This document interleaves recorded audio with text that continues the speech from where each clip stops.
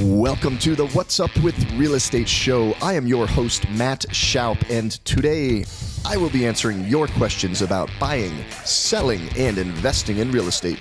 I will also be giving you a sneak peek into the inner workings of the real estate industry. Why? So that you can be informed and empowered to make the right decision about if, how, when, and why to hire not just a real estate agent, but a real estate professional. This is your show, so fire away your questions and your comments. I will be sure to answer them as a part of an upcoming show. Remember, I'll be keeping it real with my answers, so get ready, tune in, sit back, and let's have some fun.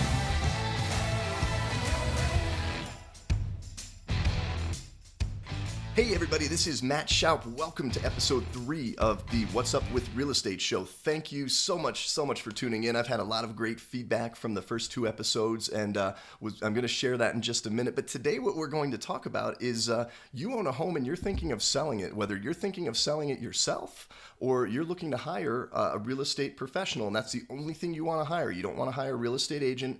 You don't want to hire even a realtor. Go back and watch episode 2 to understand those differences. You want to hire a real estate professional. Let's like be real for a minute, right? You're going to sell your house, which is your most likely biggest financial investment. In a house is just, it's the dirt and the sticks and the non-emotional, just technical, here's the house and here's the value of it. But more importantly, more than the financial aspect, the dollars and cents and sticks and carpet, this is your home. Like, you've raised your family here. You've raised family, have memories. Kids were born and brought home. I'm thinking of my home. We put our dog to sleep in our home. We brought my son and my daughter back to our home. My wife and I have memories, and we have friends over and have memories and stories in our home. And now you're parting ways with that. So there's these 2 big components we're going to talk about today. And you're bringing now another person in that's responsible for handling all of that. Like, that's crazy. And you deserve absolute excellence when bringing somebody in. So we're going to talk about what to do, what to look for, so you can make the right decision about if, when, how, and why to hire a real estate professional, or just do it yourself, because you can totally do it yourself too. Before we get into that, I've got to read some feedback. I've had some awesome people tuning into the show. Monty in Denver says, "You have no idea how motivating you are. Make sure you enunciate more." And then he compared me to, I see a lot of similarities between you, and then he named some pastors, and I was like, well, I thought that was really cool. So Monty, I'm honored, and yes, I get going really fast. The official sponsor of this show is Café con Leche, Spanish coffee, and I'm highly caffeinated all the time, so I will slow it down. I will enunciate more. Thank you. Monty, you are a great friend, man. I appreciate you. Jose in Spain. So somebody in Spain, who's a good friend of mine, says, "Enhorabuena por tu primer capítulo. Eres la hostia, aunque no he entendido nada. Tengo que aprender inglés. Sales guapo." What he basically said was, congrats on your first show. You are the beep, you are the blank, you are the bomb. And even though I didn't understand anything, I've got to learn some English. He said, you look good. So Jose, gracias por el apoyo y todo eso. Y nos vemos en marzo, espero, amigo. Y nada. Anyway, moving forward, thank you for the feedback. Let's do this. Let's recap episode 2 really quick, because before we get into the 4 big things that happen when a home is sold and a transaction happens, the 13 things to look for in a real estate professional that I want you to keep in mind as you are thinking about the 4 things that happen when a home gets sold. These 13 things need to be displayed by a real estate professional in every one of these categories. So the 13 things to look for, and this is a recap of episode 2. Number 1, a real estate professional provides you value. Number 2, a real estate professional creates solutions for you.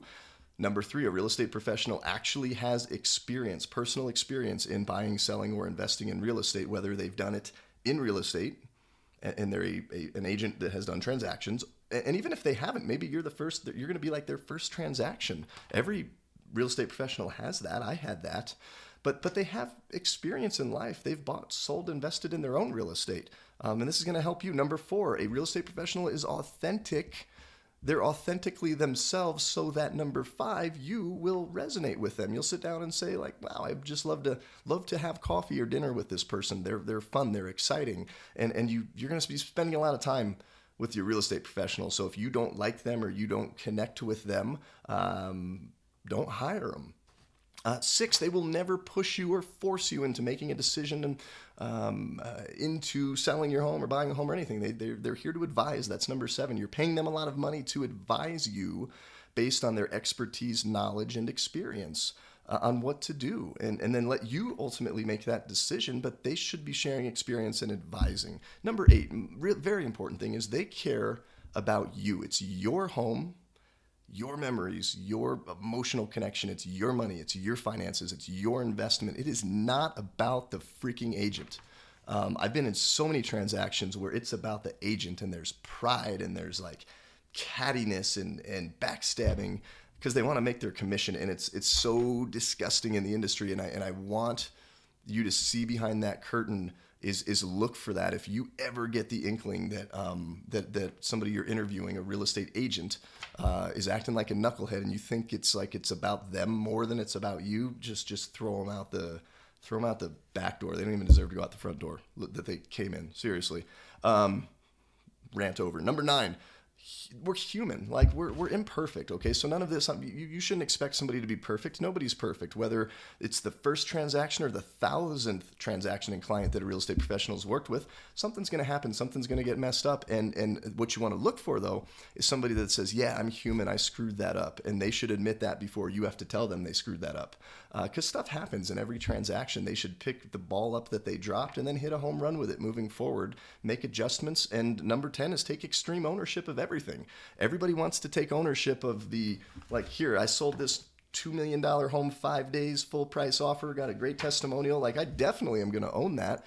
There was also a transaction that I did just before that where I did not understand the client's personality style and his expectation. I did not do a good enough job creating and setting an expectation, and I thought I was serving him, but I really didn't understand that I wasn't, and he blasted me at closing, and I'm so thankful for that. Like, I'm so thankful for the client saying, hey, your team didn't have their stuff together. This is what I expected. You didn't deliver that.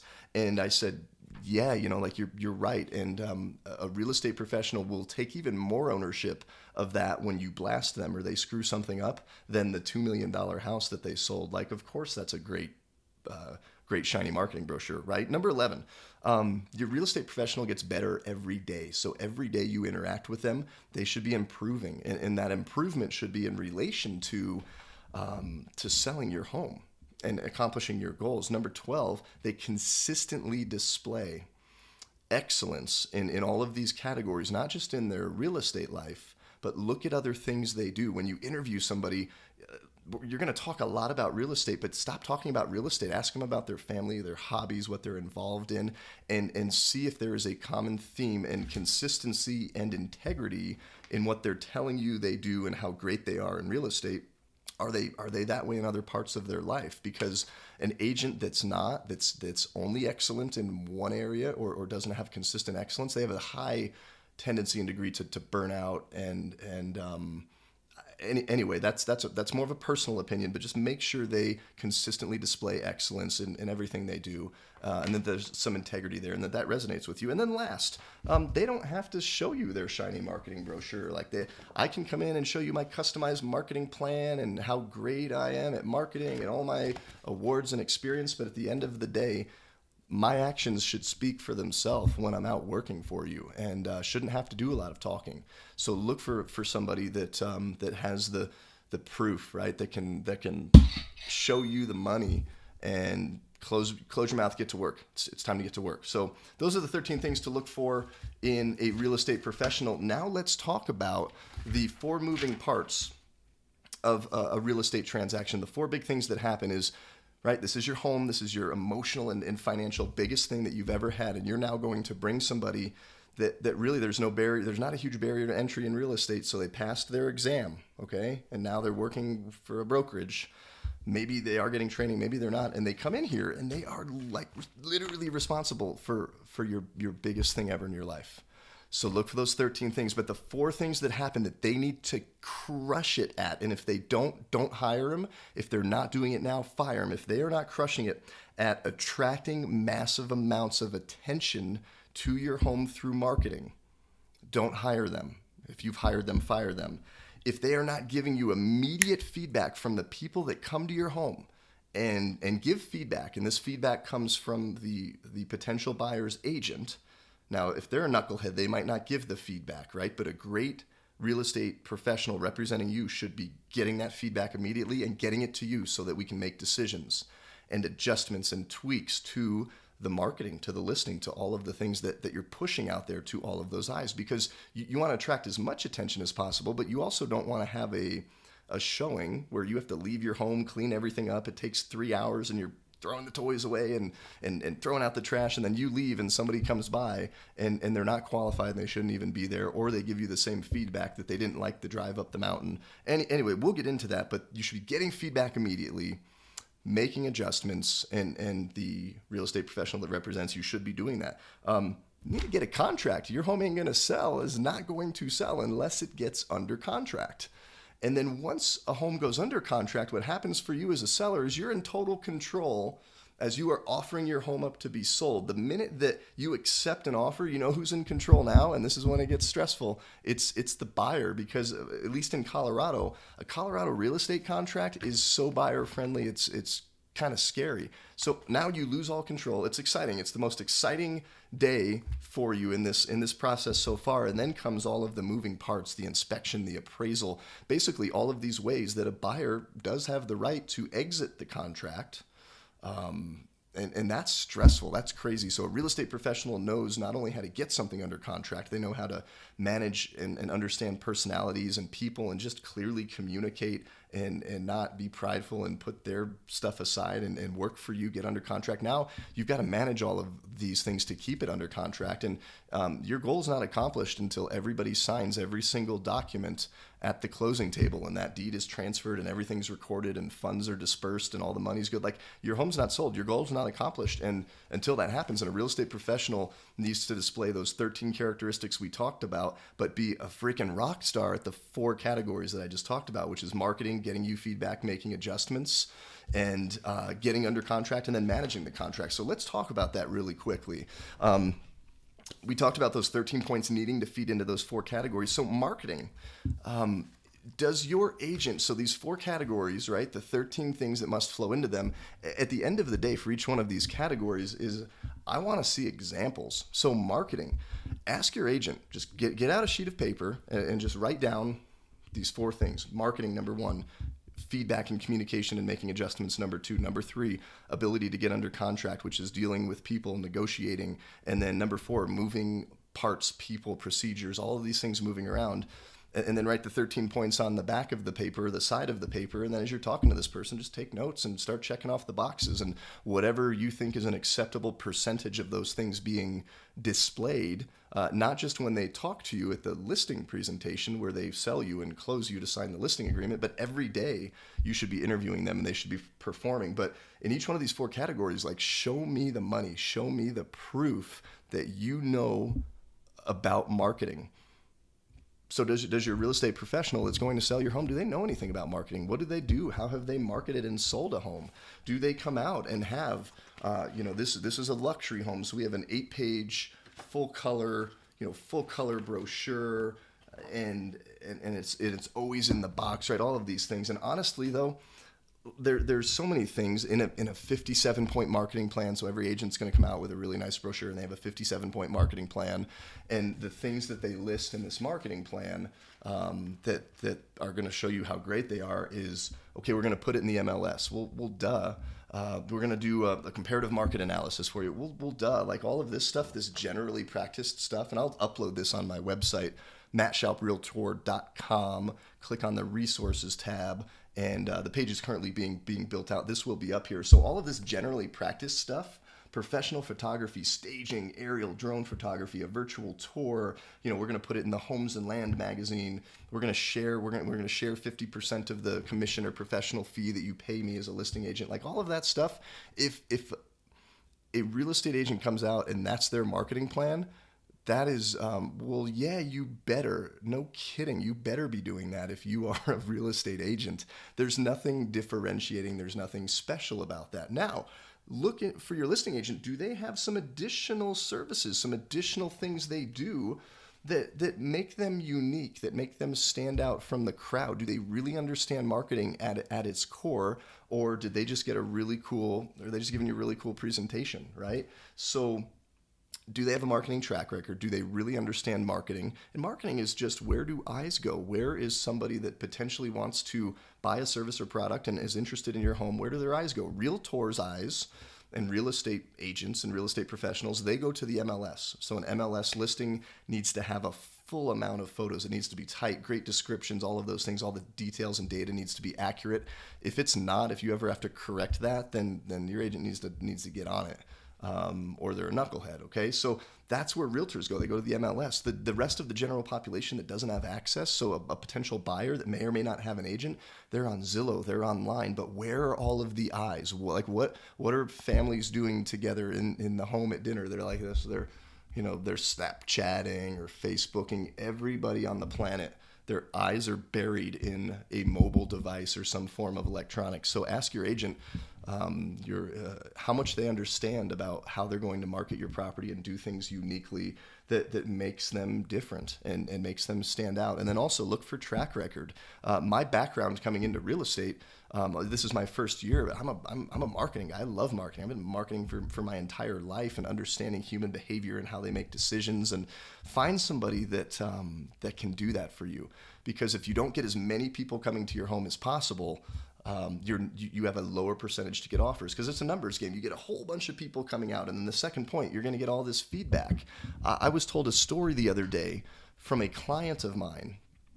We have their home under contract. It's set to close, and we played the patient long game, and we really did get top dollar for the neighborhood. This subdivision in particular is taking a hit, and there is a friend of this client that I have, one of their friends. I think they work out together is what it was, and they were doing a workout together. And my client says to me, "Hey, I was talking to my friend down the street, and I explained like how really cool it was, Matt, that you give us feedback after every showing. Feedback comes from the agent, unless it's a knucklehead agent that showed it, and sometimes they don't give feedback. If you're working with a buyer, give some feedback the minute you do it. Do the showing so that agent knows what's going on." And my client tells me my friend's agent doesn't call after a showing. I have no idea. The friend said, "I have no idea what's going on with my listing," and I got upset. I was like, "Tell her to fire that person." Like I can't technically call that person because it would be me breaking the law, but like I wanted to call and just say, "Fire this person."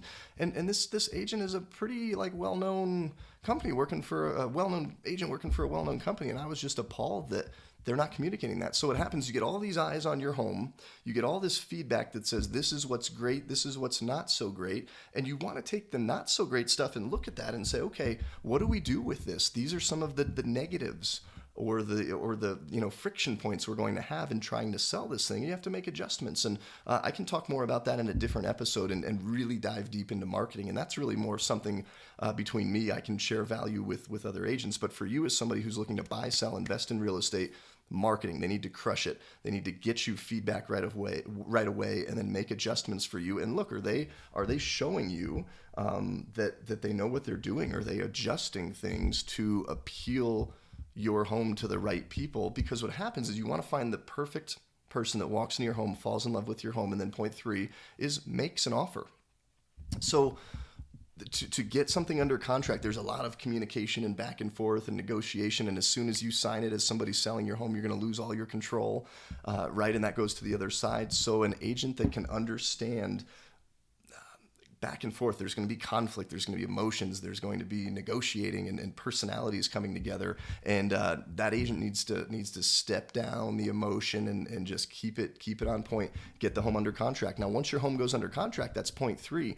There are so many moving parts and people and processes, and again, like I said, in every one of these categories, show me the proof, show me the money. Does this agent you're thinking of hiring, are they a professional? Do they know how to manage 18 different things and dates and deadlines and all of these moving parts? Because this thing does not happen, right? The goal is for you to walk away with as much money as possible. And honestly, like what gives me satisfaction and where I know I served as a real estate professional who has helped a client sell their home is that they walk away and their goals were accomplished. They made as much money as possible, and the market is the market. So there's no magic agents out there that are going to do, some hocus pocus and like change the market and get you, $100,000 more than your house when the market doesn't support it. Your home is worth whatever you're willing to sell it for to somebody that's ready, willing, and able, and you're ready, willing, and able to make that price and agree on that price, and then things happen. That's what your home's worth. But anyway, like what gives me that satisfaction is that the transaction's done, and you look at me or you look at that real estate professional and say, wow, I paid 6% or 7%, whatever the professional fee is.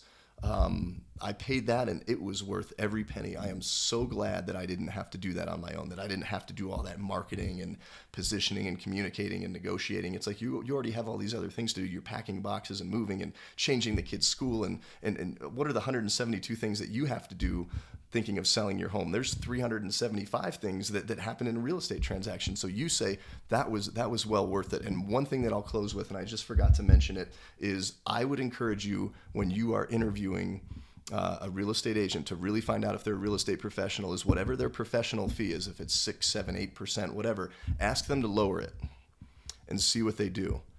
And if they cannot negotiate their own professional fee and their own value, what do you think is going to happen when it comes time to negotiate yours? If they knock 6% down to 5%, now 3% of that goes to the buying agent. So a listing agent really gets compensated 3%. So if they say, sure, I'll knock a point off, if they knock what they're going to take home down by a third, and they were that quick to say, sure, what if you have $1 million house and somebody comes in with a 2/3 offer, right? How do you think they're going to negotiate that? So I don't know. It's interesting. So I hope you've enjoyed the show. At the end of this, you've got 13 points to look for in the 4 categories and things that happen when a home gets sold. And make sure not to hire a real estate agent, not to hire a realtor, but hire a real estate professional, not a knucklehead. This is your biggest emotional and financial investment, and you have to win with this. So slow down, take some time. If you have questions, shoot me those questions, send those comments. Thank you for the feedback. If you love the show, subscribe. Tell me how it can get better. And until next time, this is Matt Shoup. We'll see you later.